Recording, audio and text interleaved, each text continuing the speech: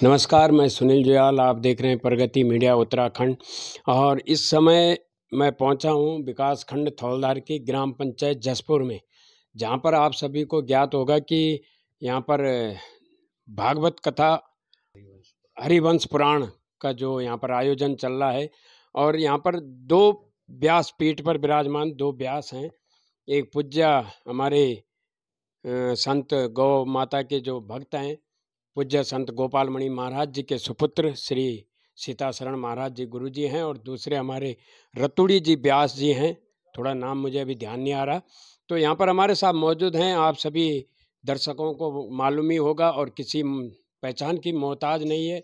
बड़े विद्वान हमारे साथ यहाँ पर मौजूद हैं। श्री सीताशरण महाराज जी, जो कि अपने गौ गंगा कृपा कांक्षी पूज्य संत श्री गोपाल मणि महाराज जी के सुपुत्र हैं और जसपुर में व्यास पीठ पर विराजमान है।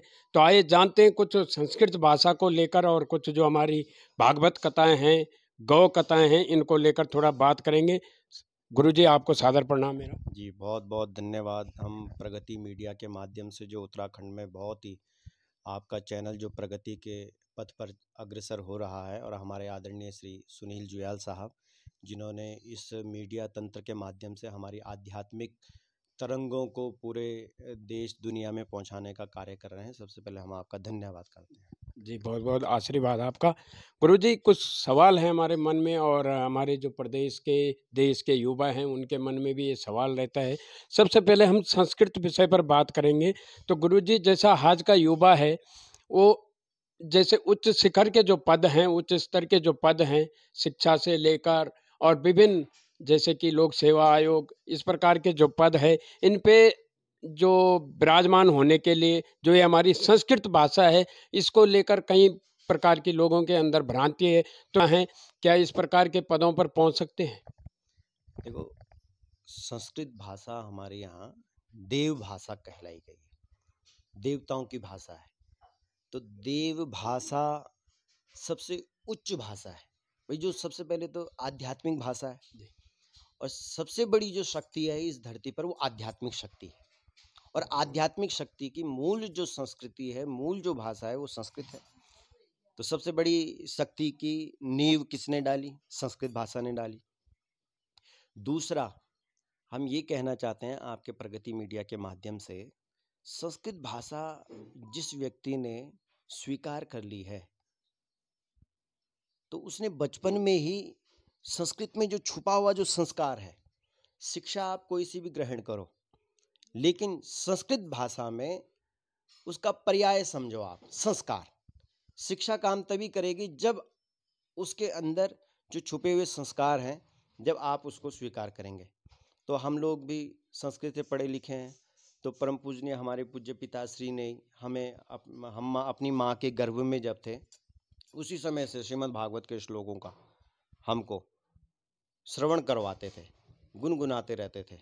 भागवत के श्लोक हो गए, गीता के श्लोक हो गए, धर्म क्षेत्रे कुरुक्षेत्रे समवेतायुत्सवा मामका पांडवाश्चैव किम कुर्वत संजया।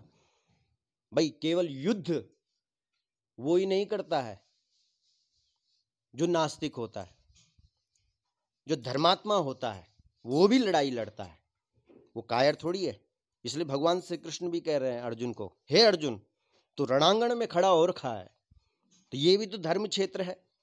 अगर तू इस धर्म क्षेत्र से भागता है, अपने कर्म से च्युत होता है, तो तेरे जैसा कायर दूसरा नहीं है। इसलिए तू इस कुरुक्षेत्र को ही धर्म क्षेत्र समझ, और जो तेरा काम है, तू क्षत्रिय धर्म को स्वीकार करना तेरा धर्म है। इसलिए तू यहाँ पर लड़ाई कर, और उससे तेरा भी भला होगा और सबका भला होगा। और अगर तू गंगोत्री जाकर के वहाँ की गुफा में बैठ जाता है, तो तू कैसा धर्मात्मा है? इसलिए भगवान श्री कृष्ण ने इन सभी बातों को कहा है। और हम तो सभी युवाओं को यही कहते हैं कि भाई, आप शिक्षा के साथ साथ संस्कार को भी अपनाएं और इस कुसंग से दूर रहें। हम तो पूरे देश और दुनिया में चले गए, जितने भी बड़े बड़े लोग हैं उन्होंने कहा, महाराज जी, हमारी एक ही भूल रही, हमने विदेशों में जो अपने बच्चों को पढ़ाया लिखाया, लाखों रुपए खर्च किए उस शिक्षा में, लेकिन उस शिक्षा को पाकर के हमारे बच्चों में कोई भी संस्कार नहीं आया। संस्कार शून्य हो गए और अब नशा करने लग गए हैं, और इतना करने लग गए हैं कि अब उनको होश ही नहीं है, घर में पड़े हुए हैं। तो हमारी शिक्षा ने संस्कारों को जन्म दिया है, संस्कार से ही शिक्षा है। तो हम ये चाहते हैं कि भाई संस्कृत के माध्यम से आप हर शिखर तक पहुंच सकते हैं। आप आध्यात्मिक शिखर पर भी पहुंच सकते हैं, आप धर्म अर्थ काम और मोक्ष, आप धर्मात्मा भी कहलाएंगे। आर्थिक अर्थ यानी आपके पास इतना अर्थ आ जाएगा कि आप कभी कल्पना भी नहीं कर सकते। काम, आपकी हर इच्छा पूरी हो जाएगी। और चौथा है मोक्ष, मोक्ष भी आपको प्राप्त हो जाएगा। जी गुरुजी, आपने बहुत सुंदर इसका उच्चारण किया है। और आपने देखा, आप श्रीमद् भागवत करते हैं, गौ कथाएं करते हैं, तो अधिकतर महिलाएं और जो हमारे बुजुर्गगण हैं उनका काफ़ी योगदान श्रोता के रूप में रहता है। लेकिन जो युवा है वो इस प्रकार की जो कथाएं होती है सांस्कृतिक को लेकर, कोई भी संस्कृति को लेकर, तो कम योगदान दिखता है। ऐसा क्यों? देखो, हमारे साथ युवा भी जुड़े हुए हैं, ऐसा हम नहीं कह सकते हैं कि युवा नहीं है। क्योंकि हम जब अपने पूज्य पिताश्री के इस गौ माता राष्ट्र माता के आंदोलन में जब जाते हैं तो युवा लोग अपनी पूरी उपस्थिति दर्ज करवाते हैं। और कथाओं में भी हम देखते हैं कि युवा वर्ग, आप जिस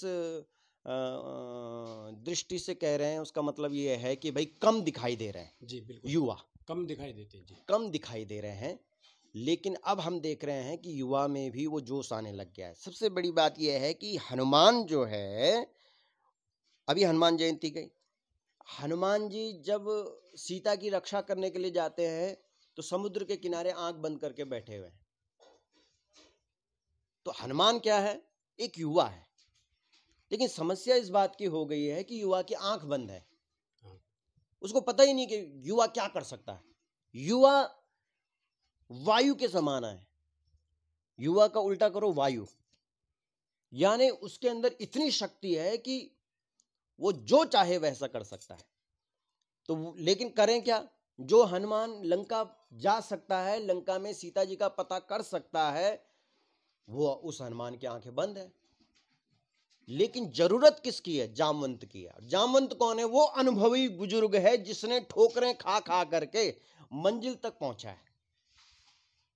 अगर हमने बुजुर्गों का अनुभव, बुजुर्गों का सम्मान नहीं किया, उनके साथ बैठ करके 2 वक्त अगर हमने बिताए नहीं, अगर हम 2 मिनट उनके साथ नहीं बैठ रहे हैं तो उनका अनुभव हमें प्राप्त नहीं होगा। इसलिए युवा का जोश और बुजुर्गों का जो अनुभव है, उससे जो क्रांति पैदा होगी वो युवाओं को बहुत जल्दी सफलता के शिखर पर पहुंचाएगी। इसलिए हनुमान जी महाराज की आंखें खोलने का काम किया था जामवंत जी ने। कहे रीछ पति सुन हनुमाना, का चुप सादी रहे बलवाना, पवन तनय बल पवन समाना, बुद्धि विवेक विज्ञान निधाना, कवन सुकाज कठिन जगमाई, जो नहीं होई ता तुम पाई, राम काज तब लगी अवतारा, सुनतई भयो पर्वताकारा। स्वयं हनुमान जी महाराज को जब जामवंत जी ने जगाया कि अरे ओ हनुमान, क्या हो गया तुझे, तू सुन्न क्यों हो रखा है? जो युवा युवानी में, जवानी में सुन्न हो जाएगा नशे से, तो वो क्या कर पाएगा? लेकिन अगर वो किसी बुजुर्ग के आशीर्वाद से और अनुभवों से अगर वो कुछ ना कुछ सीख लेगा तो वो सही दिशा में जाएगा। इसलिए हमारे यहाँ बोलते हैं भाई कि किसी ना किसी का नियंत्रण होना चाहिए, इस पर अंकुश लगाओ। माता पिता का अंकुश है बेटे के अंदर की नहीं है? अगर उसके बच्चे पर माता पिता का अंकुश है तो वह बच्चा पनपता है। किसी न किसी का, क्या बोलते हैं हमारे यहाँ कि भाई वो चाहिए, किला नहीं है, किला मजबूत होना चाहिए, नियंत्रण भी तो होना चाहिए माता पिता का। हाँ, इसलिए माता पिता का नियंत्रण बच्चों को जरूर होना चाहिए। और हम तो देख रहे हैं बचपन से ही, 14 साल की उम्र से हमारे पूज्य पिताश्री ने व्यासपीठ पर बिठा दिया था हमको, और उनके दिशा निर्देशन से ही हम अपने कार्य को कर रहे हैं। तो हम आपका बहुत बहुत धन्यवाद करते हैं कि आपने ये जवान वाली बात भी उठाई, और हम भी अभी जवान ही है ना भाई। बचपन में दृष्टि को शुद्ध करना पड़ता है, जवानी में मन को शुद्ध करना पड़ता है भाई, 2 चीजें है ना। बच्चे की अगर दृष्टि शुद्ध हो गई तो जवानी में उसका मन शुद्ध हो जाएगा। अगर बचपन में दृष्टि खराब हो गई, क्योंकि सबसे पहले अटैक होगा बच्चे की दृष्टि पे, आंखें पे। जैसे ही उसकी दृष्टि खराब हुई, सारा गड़बड़ हो गया। इसलिए सबसे पहले बच्चे की दृष्टि शुद्ध हो, जवानी में उसका मन शुद्ध हो जाए, बुढ़ापे में अपने आप उसको सिद्धि प्राप्त हो जाती है, कहीं जाने की जरूरत नहीं।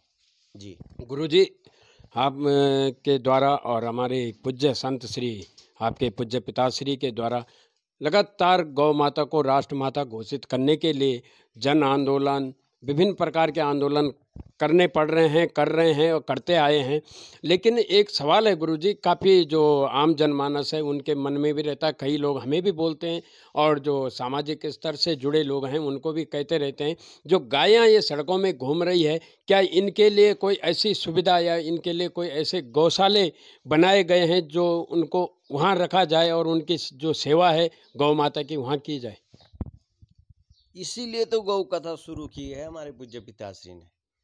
पूरे उत्तराखंड के घर घर में अभी तक उनके द्वारा जो कैसेटें हैं राम कथा की और भागवत कथा की, मुझे तो ऐसा लगता है कि इस पूरे देश में ऐसा कथा वक्ता नहीं होगा जिन्होंने राम कथा की ऐसी लहर चलाई कि लोग उनकी कथा सुनने के लिए ऐसे भागते थे कि घर परिवार सब छूटता था, हजारों की संख्या में राम कथा सुनने के लिए, कृष्ण कथा सुनने के लिए। लेकिन जैसे उनके दिल में ये चोट पहुंची कि यार वो गाय माता सड़क पर पहुंच गई, जो कल तक लोगों के घरों में थी आज वो सड़क पर पहुंच गई, ये क्या हो रहा है समाज को, मेरी राम कथा कैसी फलीभूत हो सकती है अगर गौ माता सड़क में पहुंच गई। उन्होंने तुरंत राम कथा बंद की, कृष्ण कथा बंद की, उन्होंने गौ कथा के माध्यम से समाज को जगाने का काम किया कि भाई तुम जागो, तुम इस गौ माता को घर के अंदर लाओ। इसलिए उनका प्रयास विफल नहीं गया है, वो प्रयास कर रहे हैं। उन्होंने 1 साल तक मौन व्रत लेकर के धेनु मानस जैसा ग्रंथ, सोचो आप, स्वयं गौ माता की कृपा से उनको चरण चिन्ह मिला। चिन्ह हमारे यहाँ सबसे बड़ी चीज होती है भाई। श्री राम जी ने भी तो अपनी चरण पादुका ही दी थी भरत जी को कि ले भाई और तू इस चरण चिन्ह को राज सिंहासन पर रख देना। राम में और चरण चिन्ह में कोई अंतर नहीं है। इसी प्रकार से गाय माता ने कृपा की और उन्होंने उस चरण चिन्ह को गुरुजी को दिया। तो गुरुजी लगे हुए हैं पूरे देश में। अभी 3 बार उन्होंने भारत की जो राजधानी दिल्ली है वहाँ पर उन्होंने आंदोलन किया है, भारत सरकार से निवेदन किया है। उन्होंने कहा है भी हम इस बात से पीछे हटने वाले नहीं है कि सनातन की मूल जो है वो गाय माता है। भाई हम तो अपनी बात रखेंगे ही रखेंगे, चाहे वो सरकार किसी की भी हो। हम सत्य की बात को सरकार के सामने रखेंगे कि हमारी गौ माता जो है उसको राष्ट्रमाता के स्थान पर विराजमान करो, गौ हत्या इस देश में बंद हो। जिस दिन गौ माता राष्ट्रमाता बन जाएगी उस दिन आप देखेंगे गोबर की कीमत हो जाएगी, गौमूत्र से ऐसी ऐसी दवाइयां बनेगी, कैंसर जैसी दवाइयां, कैंसर की दवाइयां गौमूत्र से बन गई है। गोबर से चूल्हे भी जलेंगे, गाड़ियां भी दौड़ेगी। लेकिन होगा कब? जब उसको एक सम्मान का पद मिलेगा। इसलिए गुरुजी ने कहा है कि गौ माता को राष्ट्रमाता का सम्मान दिया जाए। और भारत सरकार से हम निवेदन ही कर रहे हैं, लेकिन हमें भरोसा है कि जो गुरुजी की तपस्या है वो रंग लाएगी और एक दिन भारत सरकार गौ माता को राष्ट्रमाता बनाएगी। गुरुजी कथा कर रहे हैं इस गांव में, और मैंने एक कथा पहले देखी थी ग्राम पंचायत पंदोगी में, पूज्य व्यास राकेश शास्त्री जी के यहाँ। वहाँ 2 व्यास मंडप पर, व्यास पीठ पर विराजमान थे। और आज मैं जसपुर गांव में देख रहा हूँ, और जो हमारे दर्शक हैं उन्होंने भी हमसे इस प्रकार की बातें की कि 2 व्यास एक मंडप पे बैठे हैं। तो किस प्रकार का जो संतुलन है या किस प्रकार का जो आदान प्रदान होता है कथा करने में, तो उसमें कुछ असर आता है या कोई तालमेल बैठ पाता है? नहीं, ऐसा कुछ नहीं है। व्यास और सुखदेव, वैसे भी अगर देखा जाए, भाई व्यास जी ने लिखा है और सुखदेव जी ने बोला, क्यों? 2 तो वैसे ही हो गए। सनकादि ऋषि कितने हैं? 4 हैं। सनक, सनंदन, सनातन और सनत कुमार, 4 हैं। भाव बन गया तो 4 बैठे हुए हैं। हम तो पिता पुत्र न जाने कितने समय से इकट्ठे ही होकर के कथा कर रहे हैं। तो हमारे जो यजमान हैं अखिलेश जी, उन्होंने कहा गुरुजी हम चाहते हैं कि श्री हरिवंश पुराण भी हो जाए, श्रीमद् भागवत भी हो जाए। तो हमने कहा है तो दोनों एक ही, गंगा और यमुना में कोई अंतर थोड़ी है ना? प्रयागराज में मिल रहा है। गुरुजी लास्ट सवाल है जी। कि आध्यात्मिक प्रकार के जो व्यक्ति हैं, जैसे आप लोग हैं, व्यासपीठ पर विराजमान हैं और भी बड़े बड़े आचार्य हैं, बुद्धिजीवी हैं, तो जो ये राजनीतिक का जो क्षेत्र है, जब इसमें ये लोग जाते हैं तो इसका जो समाज पर कितना असर पड़ता है? जो आपके दर्शक हैं, आपके भक्तजन हैं, तो किस प्रकार का असर उन पे पड़ता है? किसका असर जैसे आप लोग हैं, हाँ। राजनीति क्षेत्र में चले गए, तो जो आपके भक्तजन हैं, जिस प्रकार की उनके आपके अंदर भावना, जो उन आपके प्रति भावना है, वो पहले रहती है, तो जब आप लोग उसमें चले जाते हैं राजनीतिक क्षेत्र में, तो क्या वो भावना बनी रहती है? अब देखो भाई, आइए आइए, धर्म सत्ता जो है ना, जो धार्मिक व्यक्ति होगा, जो धर्म से जुड़ा हुआ होगा, वो हर चीज में धर्म को देखेगा ना। भाई हमारे यहाँ मतदान है ना, मतदान, तो हम यही तो बात कर रहे हैं कि भाई धर्म की रक्षा करने के लिए दान दो ना। भाई अगर हमने 10 रुपए दिए, किसी भिखारी को दिए, और उसने हमारे सामने उस 10 रुपए को लेकर के गया और दारू पी ली उसकी, तो हमको पुण्य लगेगा कि पाप लगेगा? हमको भी तो पाप लगेगा। इसलिए जो दान हमने एक भिखारी को दिया, लेकिन अगर उसने उसका दुरुपयोग किया तो पाप हमको भी लगेगा। तो हमने कहा यार कि हम धर्म की रक्षा करना चाहते हैं, हम भी चाहते हैं इस देश को विश्व गुरु के स्थान पर विराजमान करना। हम चाहते हैं कि सनातन की रक्षा हो, गौ माता की रक्षा हो, गंगा माता की रक्षा हो, गायत्री की रक्षा हो। इसलिए जो तुम दान दे रहे हो वो दान धर्म के लिए दो ना। इसलिए हमारे पूज्य पिताश्री ने लड़ लिया, एक बार राजनीति के मैदान में उतर गए वो। उन्होंने कहा आज से पहले इतिहास उठा करके देखो, कभी गाय के लिए वोट मांगा? लेकिन बोला हम चाहते हैं कि गाय की रक्षा हो, तुम हमको वोट दो, हम भी गर्जना करेंगे। कहां? संसद में जाकर के, गौ माता की रक्षा की। लेकिन लोग समझ नहीं पाए, समझ नहीं पाए वो अलग बात है, लेकिन अगर समझ जाते तो आज टिहरी संसदीय क्षेत्र का नाम दिल्ली में भी गूंजता कि हाँ भाई कोई गाय वाला आया भाई वहां से, उत्तराखंड से, है ना जी। गुरुजी, आपने अपने पिताजी का जो जिक्र किया राजनीति को लेकर, 2019 के लोकसभा चुनाव में पूज्य गुरुजी चुनाव लड़े थे लोकसभा टिहरी से, तो 10,000 कुछ लगभग उनको मत पड़े थे, और जबकि उनके जो भक्त हैं, गौ भक्त हैं, काफ़ी मात्रा लाखों में हैं, और फॉलोवर भी आप दोनों पिता पुत्र के बहुत सारे हैं, लेकिन जो मतदान था उनके पक्ष में वो कम पड़ा है। इस प्रकार का जो भाव था गुरुजी के प्रति, क्या वोट देते समय वो भाव नहीं रहा लोगों का? नहीं, देखो समझने में थोड़ा सा परेशानी हो गई, नहीं समझ पाए होंगे लोग ना। और फिर गाय को समझना इतना आसान नहीं है। अब उन व्यक्ति से पूछो जिन्होंने गाय के लिए 24 घंटे में, वो भी गोबर से निकले हुए जौ की एक रोटी खा करके, और 1 साल तक मौन रख करके गायों को चराया हुआ, तो उनको पता है ना कि गाय कितनी बड़ी चीज है। तो उन्होंने इतनी बड़ी साधना की, तब जाकर के उनको पता लगा कि अरे भाई गाय माता तो बहुत बड़ी चीज है। इसलिए उन्होंने तो अपनी बात को रख दिया, लोग नहीं समझ पाए वो, लेकिन अब वो समझ रहे हैं।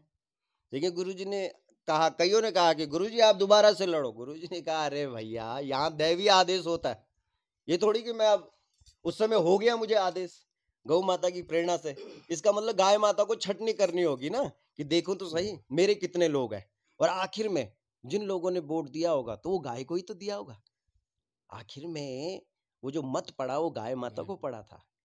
तो गाय वाले कितने हैं? जितने मत पड़े, है ना। लेकिन अब धीरे धीरे लोग समझ रहे हैं कि गुरुजी की बात एकदम सही है, सही है, सही है। अब लोग सरकार से भी लड़ रहे हैं, झगड़ रहे हैं कि गाय के लिए करो तुम, धर्म की रक्षा के लिए करो तुम, गंगा की रक्षा के लिए करो तुम। अब हिम्मत आ गई, इसका मतलब गुरुजी ने तो सबको जगा दिया, उन्होंने तो अपना काम कर दिया।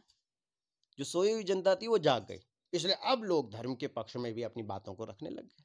तो अच्छा ही तो क्या गुरुजी ने, है ना, एक नया इतिहास रच दिया गुरुजी ने। गुरुजी आपने समय दिया, बहुत बहुत धन्यवाद, आपका आशीर्वाद मिला। बहुत बहुत प्रणाम। प्रगति चैनल का हम बहुत बहुत धन्यवाद करते हैं आदरणीय श्री सुनील जुयाल साहब।